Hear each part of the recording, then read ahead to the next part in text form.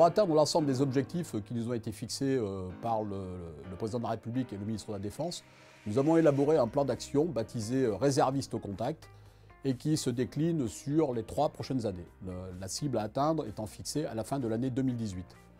Donc j'ai décrit les grandes lignes, les efforts en matière budgétaire et en matière d'emploi aux côtés des camarades actives sur le territoire national, partant du principe que c'était l'emploi du réserviste qui créait la fidélisation.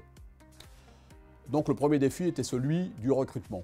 Pour la première fois dans l'histoire de l'armée française, nous avons initié des campagnes de recrutement nationales. Vous les avez peut-être vues dans le métro. L'armée de terre recrute 5000 réservistes. Les jeunes, effectivement, se présentent aujourd'hui en nombre très important. Nous sommes au-delà des objectifs que nous étions fixés en termes de montée en puissance.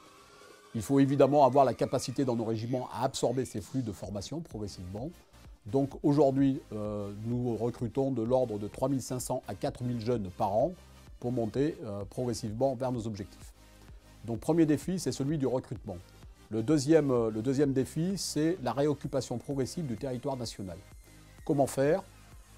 Nous avons procédé en 3 temps. Le premier temps consiste à combler les déficits qui existaient de l'ordre de 30% jusqu'à présent dans nos unités de réserve. Ces objectifs ont d'ores et déjà été atteints. Le deuxième temps consiste à densifier ces compagnies qui étaient aujourd'hui d'un effectif de 139, nous le portons à 162. Nous avons fixé cet objectif pour l'année 2017. D'ores et déjà en 2016, 20 régiments ont déjà atteint ces objectifs, c'est-à-dire un quart de nos régiments. Et enfin, troisième étape, nous allons créer des compagnies supplémentaires, 17 compagnies supplémentaires dans des départements dans lesquels l'armée de terre n'était pas présente aujourd'hui, n'était plus présente, de manière à réinvestir progressivement le territoire national. Cela se traduit donc par un nouvel équilibre dans notre réserve. Aujourd'hui, nous avions une répartition qui était à peu près de 50% de nos réservistes dans des compagnies de réserve et 50% de compléments individuels, donc d'officiers, sous-officiers qui venaient renforcer nos structures d'état-major.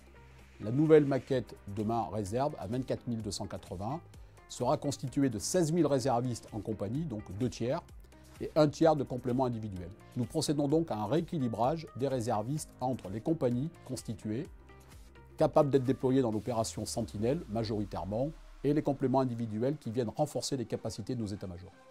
Jusqu'à preuve du contraire, l'homme, il vit sur Terre. Il ne vit pas dans l'air et il ne vit pas dans l'eau. Et les conflits aujourd'hui, malheureusement, ils commencent au sol et ils se terminent au sol. C'est la raison pour laquelle aujourd'hui, la majorité des candidatures de nos candidats à la réserve se tournent vers l'armée de terre, qui est la seule armée à proposer des unités constituées de réserve et avec une employabilité qui est directement au service des concitoyens dans la rue, dans les gares, dans les métros, dans les aéroports.